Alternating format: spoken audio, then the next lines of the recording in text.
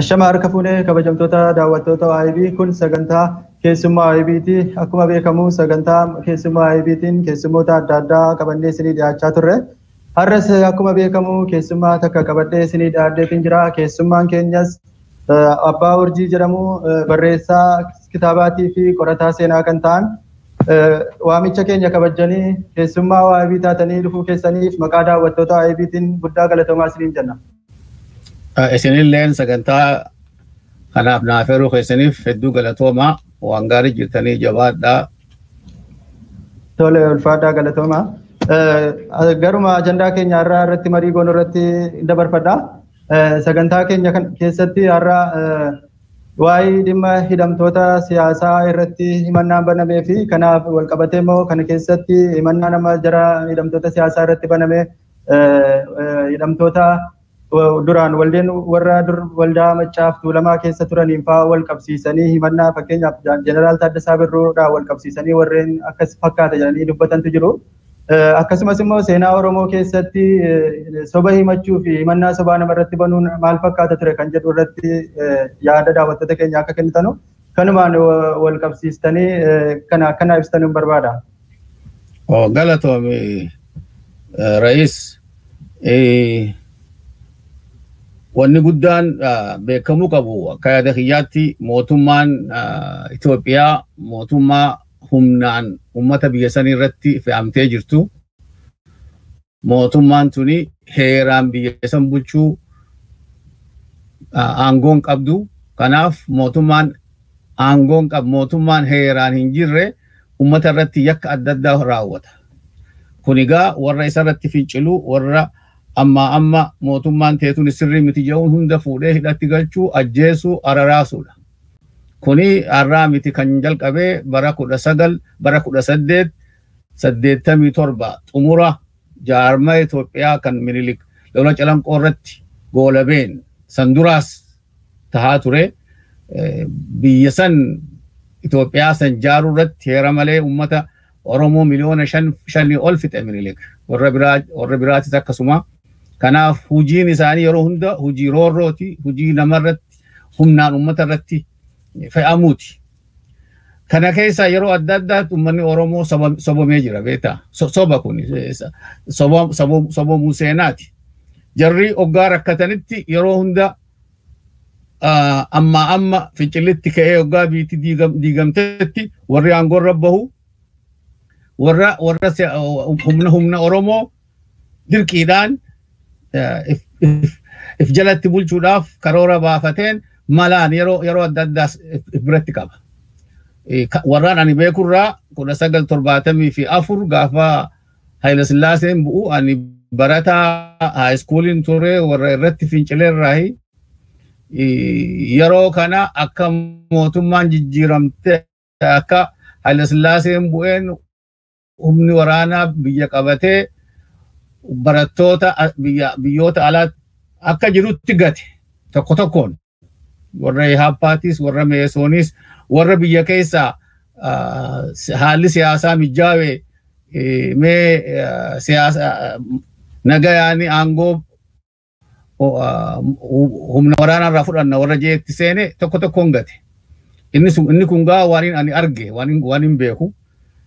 Sambira 1991 gaafa wayyaaneen qabattus wanni wayyaaneen goote sanuma koottaa jettee warra humna adda addaa warra alaa biyya san irratti qabsoo godhaa ture yaamtee akka humnasii tasgabbeessiteen tokko tokkoon hiitee kaan ajjeeftee kaan biyya dhabamsiifte.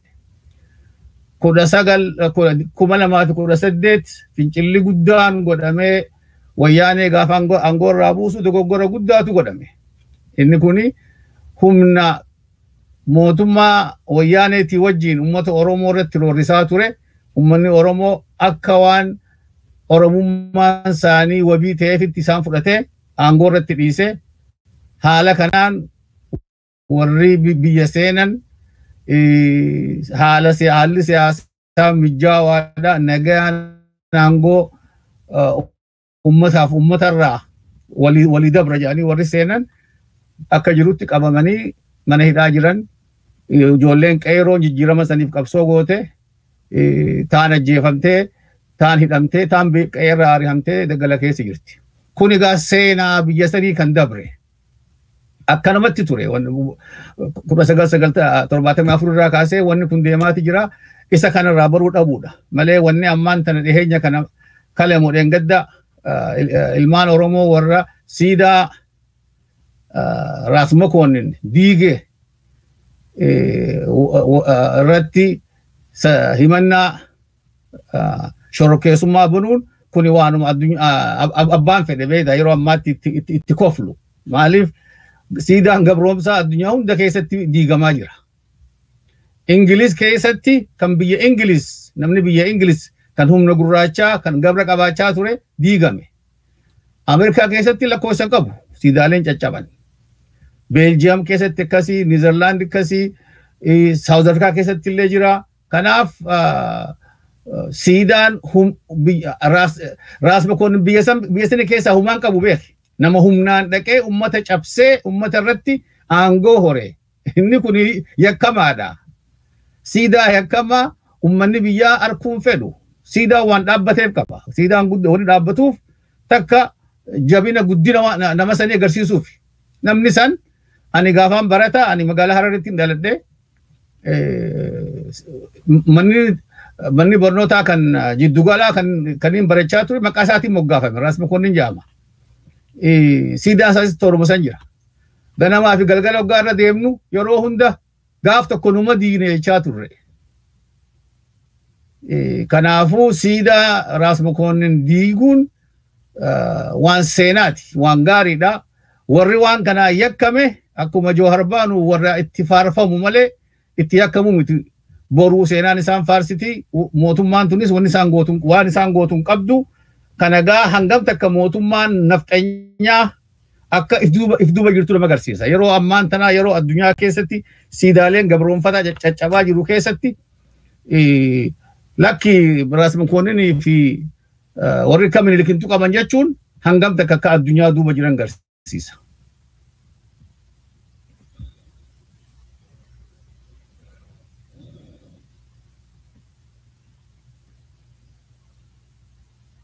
Sagalee keen dhagahu.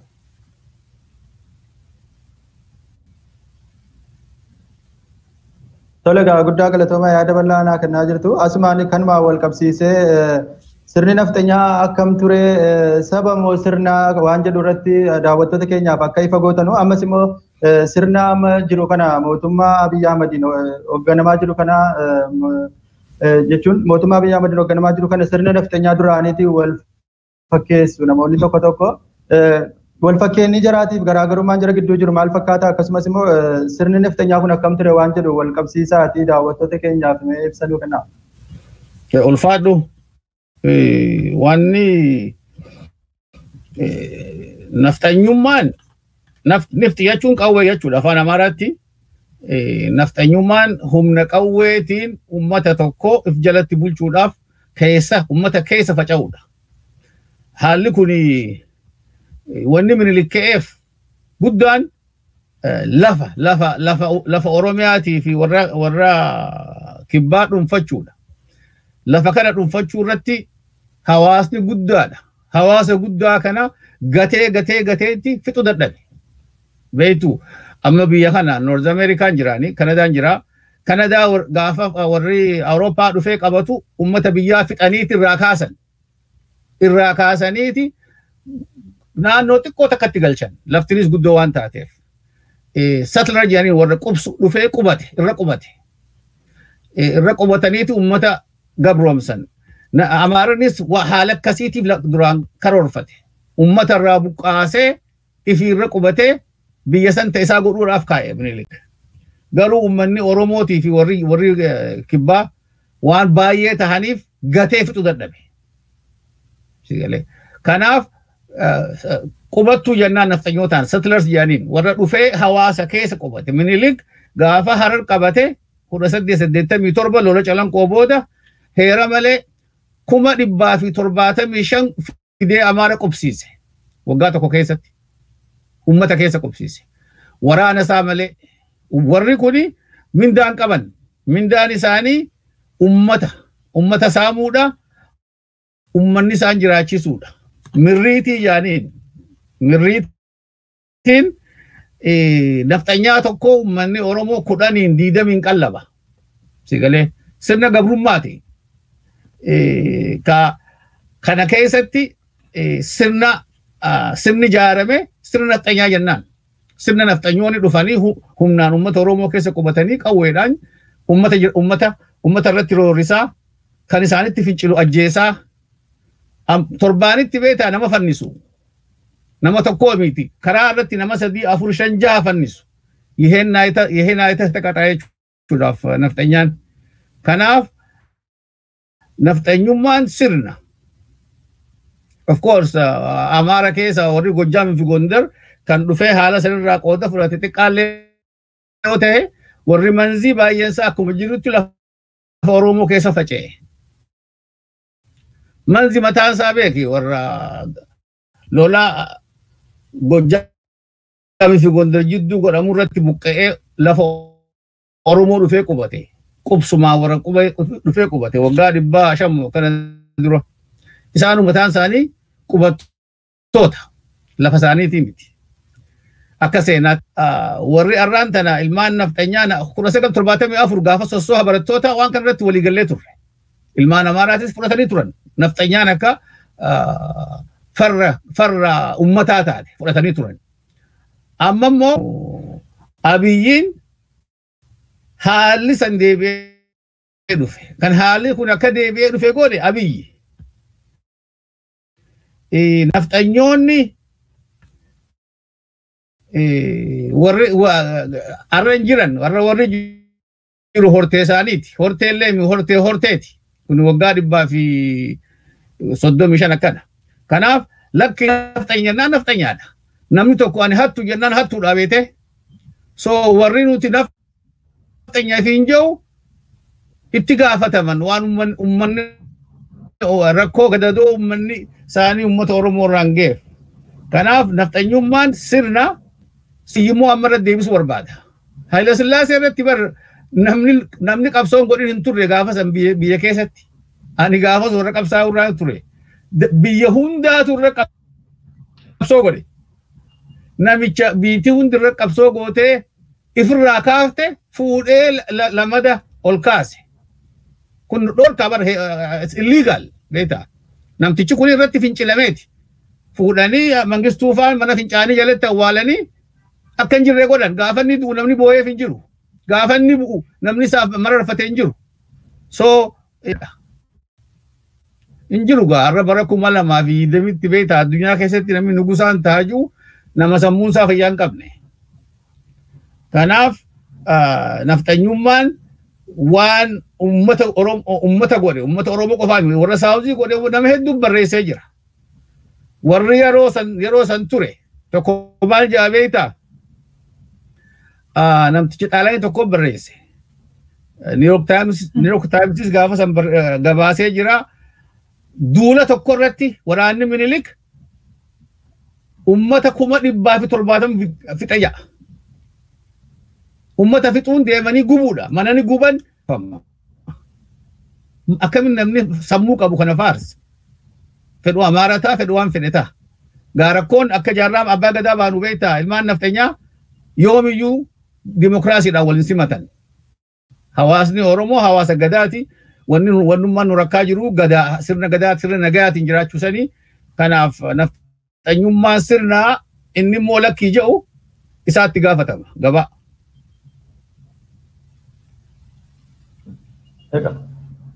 Ayyee galatooma kanuma wal qabsiisee waan naftanyaan uummata Oromoo irraan gahaa ture seenaadhaan wal qabsiistanii daawwattoota keenyaaf akka ifa ta'u nu ibsitanii jirtu. Asuma wal qabsiisnee sirna naftanyaa yakkuun yakka ofuma isaati mataa isaati naftanyaa jedhanii jechuun kun yakka laata akkamitti ilaaltu isin mee daawwattoota keenyaaf nuuf ibsaa. Biyyaatu biyya heeran qabne malee beeta biyya kanatti biyyaan ani jiru kanatti Hitler faarsuun yakka. Hitler warra Kanadaatii miti. Isa faarsuun yakka. Sigalee maaliifi nama ummata Yahudaa miliyoona 5 ol gate jedhamee yaadamu. Kanaaf yakka isa faarsuun inni nama hin fitne jedhanii maas barreessu yakka. So biyya teenya keessatti keessaa'u Oromiyaa keessatti Minilik faarsuun yakka ta'uu qaba. Nafxanyummaa leellisuun yakka ta'uu qaba. Warra OPDOtu gantuu tahanii harree tahan malee silaa namoota akkasii heeraan gaafatan. Heerri silaa namatti heera addunyaatu jira beete heera addunyaa heera nama yakke nama irratti roorrise nama badii guddaa hojjete. Terrorizim shorora keessaa hojjete faarsuun itti dhorkaatu jira. Har'a sadarkaa addunyaatti heegitti gaafatamaa bar Abiy Boryoo haalli kun karaa qabate itti gaafatama. Nafxanyummaan waan leellifamuuti waan isa leellisuun yakka ta'uu qabu. Heegere heeraan gaafa uummanni Oromiyaa qabate heeraan yoo Itoophiyaa wajjis jiraate ta'uu qaba.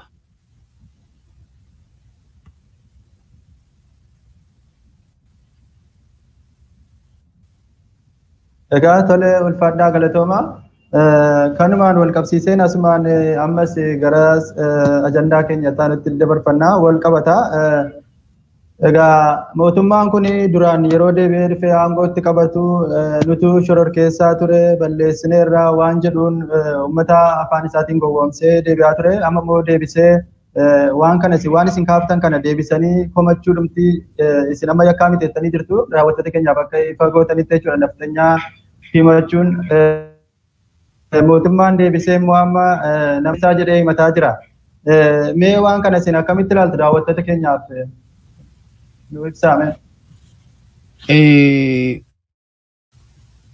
Mootummaan kun beeta mootummaa miti warra wayyaaneerraa hafe kan biyya tana nagayaan filmaatatti ceesifna jedhe warra tiim lammatti beekamaa ture isaanii ummanni biyya sanii keessaa Oromoon hayyamteef waggaa lamaaf akka ceesisan. Garuu akkuma haalli aangoo tolfataniin Abiy faan wanni godhuu jalqabee akka jirutti haala san haaluudha. Akka waan ifii isaaniitii qabsoo godhanii wayyaaneef irraa kaasanitti akka waan isaan dhaaba siyaasaa tokko tahanitti if dhiheessutti seenan inumaa maqaa jijjiirratan. Kanaaf ani kaada kiyyaatti immoo jarri kuni murna shiftaati murna heeraan aangoorra jiruu miti. Wanni isaan fudhatan wanni isaan godhan hundi heeraa ala. Kanaaf biyya san ummanni jara kana aangoorraa buusee aangoon ummataati beete gaafa ummanni ani sin fedhu siin jee yoo filamtellee ummanni ani sin fedhu siin jennaan heera gadaa keessatti sirna buqqisaatu jira. Heeruma dimokiraasii keessatti maas sirna rimuuvaalii jira. Buusuu nama tokko kan heeraan filte. Nama filuurra buusuutu irra sagalee waa xiqqoo barbaada. Sirna dimokiraasii dhibbarraa 15 qofa barbaachisa waan buusuudhaaf. Filuudhaaf immoo 51% barbaachisa. Namni tokko filamuudhaaf. Kanaaf gootu hundi fudhataman qabu. Keessaa amma torbaan tokko booda dhuma ji'aa kanaa booda wanni caasaan biyya sanii akka jiruutti waan miseensa bilisiginnaa ta'eef warra humnaan aangoorratti turuuf tattaafatu malee warra heeraan ummata irratti jiraachuu qabu miti. Kanaaf fudhataman qabu wanni isaanii. Of course hanga aangoorra jiranitti mangistu haala maaramis akkasuma godhuu ture beeke. Bilisiginnaan OPDO yeroo tokkotti miseensa miliyoona fi maarreen qaba jechuu turte. Isaapan dhaabni Mangistuu Hayilamaariyaam miliyoona 10 qabaachuu ture miseensa. Gaafa inni kutee akkasumatti hafan jarri kaan. Kanaaf kunis Abiyyi boru yoo keessaa kutee hin jiran. Kanaaf wanni isaan godhan hundinuu kan heeraa ala waan ta'eef ummanni Oromoo itti rakkachuu qabu. Wanni guddaan kana godhaa jiru waraana. Waraanni immoo itti gaafatama boru. Waan godhaa jiru kanaaf waraanni beektaa itti gaafatama qaba.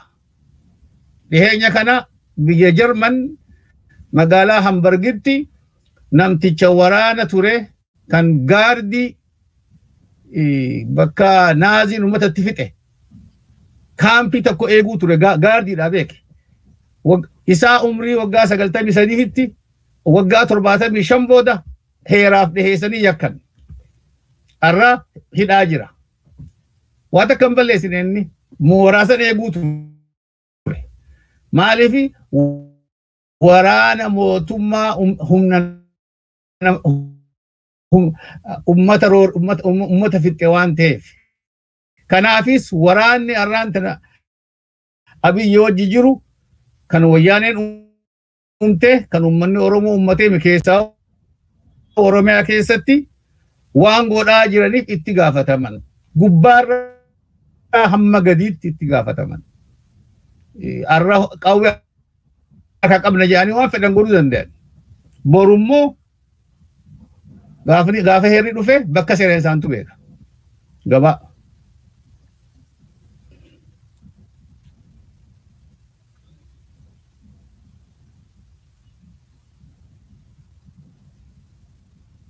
Tole guddaa galatooma kanuma wal qabsiiseen mootummaan yeroo ammaa kana keessa duraan waa'ee filannoo irratti dhimma koronaatiin wal qabsiisee filannoo dheeressuun jechuu jira. Iddoo bakka amma hooggantoonni siyaasaa ciccimoon keessa mana hidhaa jiranutti filannoon gaggeessadee dheengadda waan akkanaa haasa'u jira. Mee isin akkamitti ilaaltu filannoon dhugaa ni gaggeeffama biyyattii sana keessatti ammas immoo filannoon haqa qabeessi ni jira biyya sana keessatti? Akkuma reefu jedhee mootummaan kun mootummaan Abiy gaafa Ihaadig turetti mootummaa akka filmaata gaggeessuuf uummanni silent mandate kenneef. Odoo sagaleen baasini heeraa jira beekte odoo sagaleen baasin callisuudhaan fudhataniif malee sagalee baasanii ati duuceessiftan jenneen. Fudhatamni isaa hamma mootummaa tana ce'umsaan ga'uuti. Abiy garuu wanni godhe if jaarus seene, if qopheessus seene. Sigalee nuti warra shororkeessaa ture, nuti maarree ture je'ee jira. Akkasuma wajji immoo aangoorra turuuf if qopheessus seene. Badiin gaafasi ummanni noo jechuu qaba. Sudaanitti paartii Umar Bashir ni diiganiiti qabeenya isii kan ummataa godhan. Paartiin Ihaadigis akkasumas diigamuu turre ture. Eegas deemee biltsiginnaa godhateenni. Paartiin biltsiginnaa paartii ummanni amaanaatti kennee miti. Warri amaanaatti kenname warri kalamaafaan arra bakka jiran rabbiitu beeka. So gaafuma karaarraa maqeehu filmaanni inni godhu filmaata sirrii kan taane beekamaadha. Amma guyyaan inni kennameef dhumee jira. Eega dhumee booda koree inni jaare hundinuu waliin duuti. Koree filmaataa haa taatu, koree jinnii, koree maaree hundi isaa wajjin du'an. Kanaaf filmaata gaggeessuu hin danda'u. Hayyama uummataan qabu. Kan qawwee qabaachuu hin qabneef uummanni yeroo mootummaa ce'umsaa dhaabbatee gara koree filmaata waliin jaani. Irra guddaa amma uummanni Oromoo kan rakkachaa jiru Itoophiyaaf. Rakkina kiyyaan Itoophiyaan. Kan rakkachuu qabnu Oromiyaaf. Arra Tigreen biyyasii keessatti biyyasii qabattee nagaan jiraatti. Oromiyaa uummanni Oromoo harka qabachaa jiru. Filmaanni nuti irratti rakkachuu qabnuus kan Oromiyaati. Bakkitti aangoof ceenus nuti kan Oromiyaati. Gaafa Oromiyaa qabanne Itoophiyaan gar tokko hin deettu. Itoophiyaa rakkatu Itoophiyaa diigamaa maal tahaa jinnitaa diigamaa maan oolle laal Somaaliyaa mootummaa sadii afur qabdi har'a numa jirti waan akka hin taane so kan rakkachuu qabnu Oromiyaa irratti Oromiyaa yoo qabaanne siyaasaa biyya sanii irratti illee murteessaan nuyi yoo nuti hayyamne qofa Itoophiyaan jaaramti akka nuti feenutti sigalee kanaaf maal goonee kana gana goonee paartilee jiran hundarraa ceehumsi jaaramee maarree ani kun rakku kun rakkina kiyyaamti kan irraa jaaramuu qabu Oromiyaaf kan itti dhimma rakkachuu qabnu Oromiyaadha paartileen maqaa Oromiyaatiin Oromootiin jiran dafanii walitti dhufanii karaa itti Oromiyaa harka ummataa seentu yaaduu qaban karaa itti Oromiyaan harka abbootii gadaa kan dhugaan ummanni filate kan heerri gadaa sirrii lafa kaa'etti aangoo dabarsanii isaan kun immoo akkaataatti filmaata karaatti filmaanni waaraan jiraatu heera gadaa qabna heera gadaa akka irratti hirkachuu qabnu beeka akka jaraatti shiftummaa keessaa dhufu nafxanyaa akka yuutti beeka abashaan sirna mootii irraa dhufan so sirna gadaa akka irratti hirkannu qabna haala kanaan akkamitti Oromiyaan mootummaa isii qabdi irratti xiyyeeffachuu isinillee gaafiin teessanillee namoonni isin gaafatanillee kan irratti illee xiyyeeffachuu qabdan Oromiyaadha. Rakkoon Itoophiyaa nu yaachisu. Itoophiyaan ni sin diigamtu ni sin jiraattu. Maaliif fedhii uummataa irratti hirkatti. Fedhii Oromoo qofaami kana kan murteessu. Fedhii uummata biyya sanii hunda. Yoo Amaarri haala amma jiru kana gadi lakkifne Itoophiyaan hin jiraattu.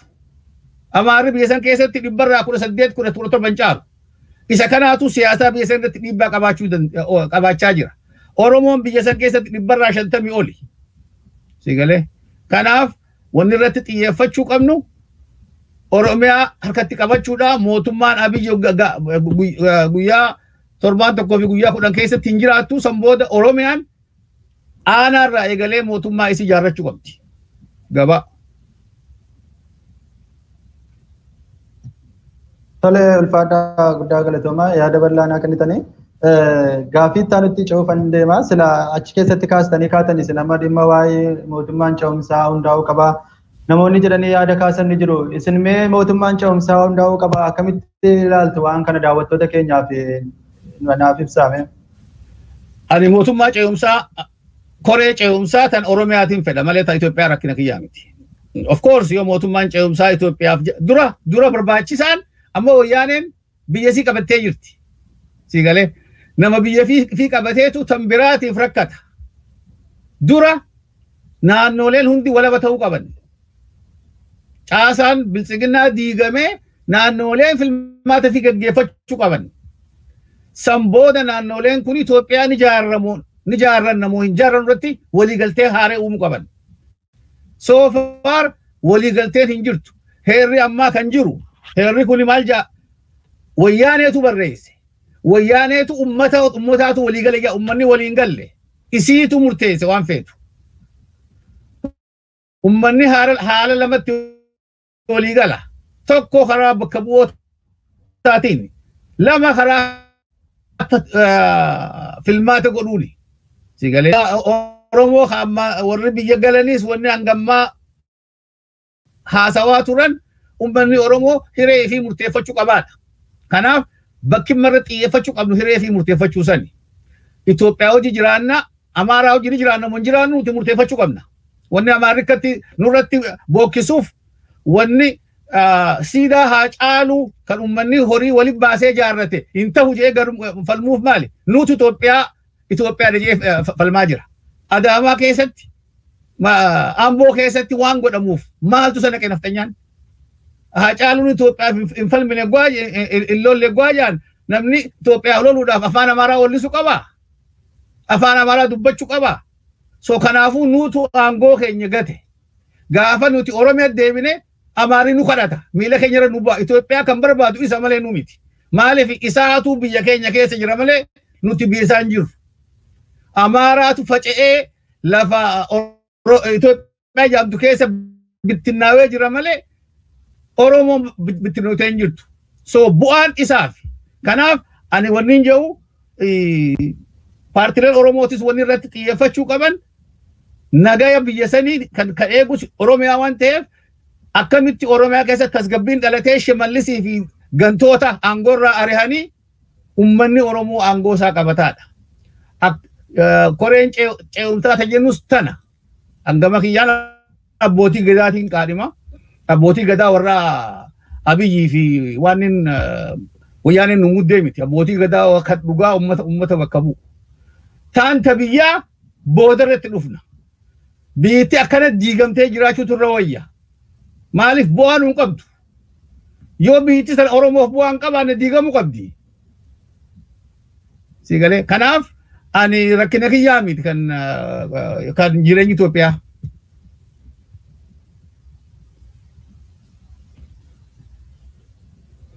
Tole ulfaadhaa galatooma yeroo nu qabnus gara xumuruu deemaa jirra sagantaa keenya.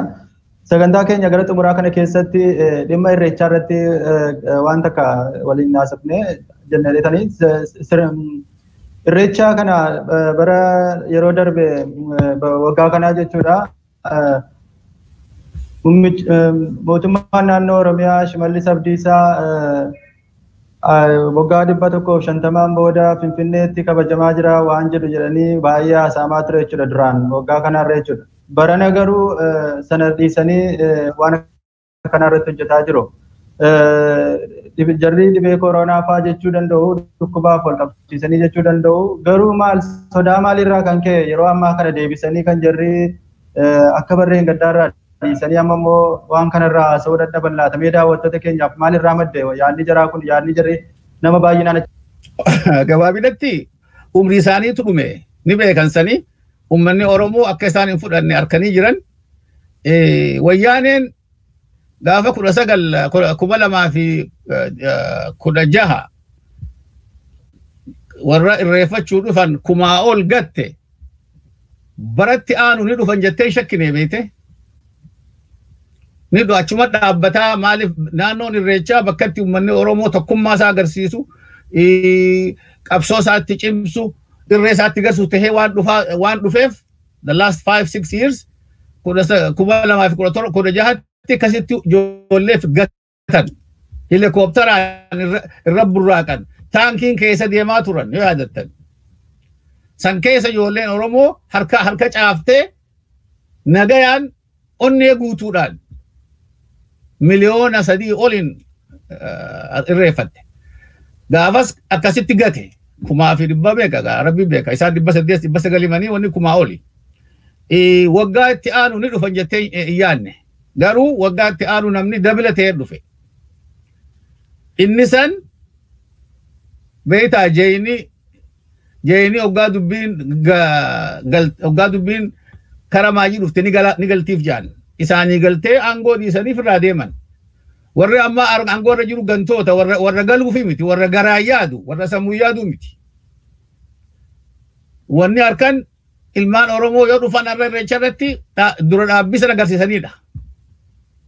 Ammaan dure abbaan gadaa yeroo dabree itti himee ture. Irreechi yeroo itti waan fedhe dargaggeessitti itti himatu. Rabbi waaqattis waan fedhe himatta, mootummattis waan si dhagamu himatta. Saniif baata. Kanaaf akkam baane wanni fedhan hanga ammaa qabsoon Finfinnee irraa ugguramtee alatti godhamaa jirti. Naannoo Finfinneetii fi magaalaa irraa fagaattee. Amma Finfinneetti dhufu jirti qabsoon qeeroo wal qabattee Finfinnee dhufu jirti. Hanga hidhanii jiran, hanga ajjeesanii jiran, amma ifatti addunyaan arkuuf teessi. Akka mootummaan tuni mootummaa jibbamtuu taate daawun Abiyyiin Finfinnee dhufuuf jiraata. Isa kanaatu hirriba dhorke. Sigalee inni kuni akka rafne akka jiraanne godhe. Kanaaf baajiidhaan akka dhufan namni ja'anii haasawaa jiran. Isaan koronaa fi kana dhimma irraan qaban beeka biyyifaan sila walgahii isaaniitu kan yeroo fedhanitti ummata akka fedhan waliin qabanii jiran. Mana hidhaa ummanni guutee jira, ijoolleen guutee jirti. Mana barnootaa guutee jira. Sila koronaaf namni yaade yoo nama 10,000 bakka takkatti waliin guura. Hin jiru wanni koronaa wanni isaan yaadan. Inumaani fedhanii akka koronaa ummata Oromoo irraa fixu abiyyifaan. Abiyyi aangoo isaa malee mana harku bara. Warri opidiyoo wanni wallaala warri isa jala jiru. Inni ani boru xayyaara koreetiin deemaa jee ni jira. Bakka inni jiruun bakka inni seenuun qabu immoo addunyaa keessatti qophoonee jirra. Oromoon bakka hundatti qophootee jirti. Goda inni seenuun qabu abiyyaalaa yoo beeku. Achumatti akka Gadaafiitti lafarra harkisu tantu dhihaatee irreechatti lolaa irreessi irree Oromooti. Uummanni Oromoo dur caalaa bahee Finfinneen teessaati. Abbaa fedharraa hayyaman gaafatu. Nafxanyaarraa hayyaman gaafatu. Siigalee abiyyi nafxanyaadha. Abiyyi nafxanyaarraa hamaadha. Isarraa hayyaman gaafatu. Gabbahanii qabsoo isaanii agarsiisanii mootummaan tuni guyyaa irreechaa booda guyyaa 2-3 booda hin jirtu. Period. Kan agarsiisuu qaban kanaaf irreessi baranaa kan yeroo hunda caalaa barbaachisaadha. Hunda caalaa barbaachisaadha. Karaa adda addaatiin ijoolleen akka achi seenne godhaa jiran, hidhaa jiran, ajjeesaa jiran, akkasuma wajjin gaa warri naannoo Finfinnee jiru gaa beek yoo bahan. Oromoon naannoo Finfinnee jirtu, tan Amboo jirtu, tan Adaamaa jirtu, tan naannoo Finfinnee jirtu yoo baate gaadha. Miliyoona meeqaantamin lakkaa'ama Oromoon. Kanaaf yeroo santu dhufee yeroo itti namni jabaatee cimee the last o'clock jaariin faranjiin. Kanaaf isa santu gahee naaf fakkaata. Saniif akkatti wixxifachaa jiran. Tole ulfaadha guddaa galatoomaa. Sagantaa keenya gara golabuu keenya jirra. Amma marii bal'aa kaasnee waliin haasofnee jirra. Waan baay'ee irraa kaasnee waliin haasofnee jirra. Amma dhaamsa isin qabdanuu fi yaada furmaataa kan jettanuu fi gara dhumaa irratti immoo dhaamsa qabdanuu dabarfachuu dandeessu amma. Ulfaadhu galatoomii wanni jechuu barbaadu guddaan uummanni Oromoo karaa dheeraa deemee jira. Gaafa beektaa Oromoo tahuu keenya himachuu qaafannuu ture mana barnootaa keessatti. Arra san bira kutee uummanni Oromoo xiqqaa guddaan bahaa dhihaan kaabaa kibbaan wal baree Oromummaan cimtee jabina isaa agarsiisee jira the last 2 years. Arra isa san humna san mootummaa isaa dhaabbachuun yeroo isiiti. Yeroo tanatti of course lakkuma gama bariisaa deemuun dukkanti cimti jaanii haalli hamaadha. Diinni keessaa'uu gantoonni warri garaaf bulan bakka dhaqan waan hin qabneef uummata Oromoo irratti caalaa miidhama hojjechaa jiran. Isa kana immoo uummanni Oromoo ilkee ciniinnatee irraa aanuu qaba. Hanga xiqqaatu hafe hanga xiqqaa kana wayyaanee guddoo ofirraa kaafnee jirra. Taankii fi waa hundaan deemtu. Jara kana immoo ofirraa kaasuun akkatti ni jabaate jedhee yaadne. Kanaaf hamma danda'amutti qabsoo bakkaan ga'uu qaban. Har'a dubartoonni keenya harka qullaadha kunoo hiriira bahanii rakkoo adda addaa ofirraan gayaa jiran kana godhaa jiraniif qabsoof. Gabrummaa waggaa jiruu gabrummaa tan bara dhibbaarra tan bilisummaa tan guyyaa tokkoo wayya. Ni garra akkataatti Tigireentti jiraattu. Tigraay har'a nagayaan jiraatti. Kan irratti roorrisu hin jiru.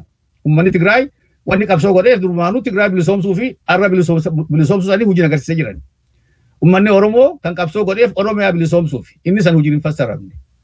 Har'a qabsaa'onni Finfinnee keessa ta'anii numaa kan ka'idhaa haferraa warri kaan wal nyaachaa jiran. Kuni qaaniidha. Qaanii uummata Oromooti.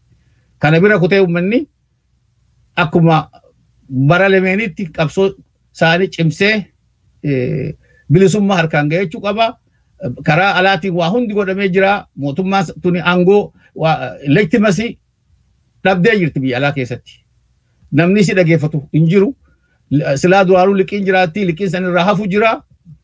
Wanni guddaan jiru biyya keessatti humna haftee cimsatee qabsaa'ota isaa warra hidhaa jiru hidhaa keessaa baasuu qaba. Mootummaan tun hidhaa keessaa baasuuf hin deemtu. Hin jiraattu abadan. Kan hidhaa keessaa baasu uummatuma Oromooti, qabsoo Oromooti. Kana yeroo gabaabduu keessatti qabsoon teenya ni golomtiyyeetii yaadaa jabaadhaan ja'an tana keessatti silaa wareegamni ni jira.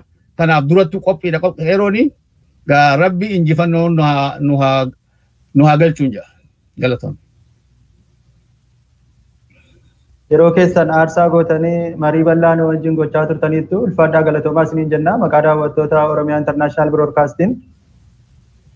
Isinillee galatooma waan gaarii jirtanii jaagurra Oromooti yeroo itti miidiyaan biyya keenya keessatti miidiyaan Oromoo yakka taatee tan nafxanyaa tan jibba Oromoo hafarsitu halkanii guyyaatti dhawaayitu kana keessa fedhii teessaniin mindaa malee watakka malee fi hojjechaa jiraachuu keessa kanaaf guyyaan itti badhaafamtanii dhufaa jabaadhaan isiniin jedha. Tole ulfaadhaa galatoomaa. Egaan daawwattoota keenya sagantaa keessummaa OIB hadhaaf qabannee isinii dhiyaannee asirratti golabnee jirra. Hanga sagantaa itti aanu walitti deebinutti nagaan nu tura.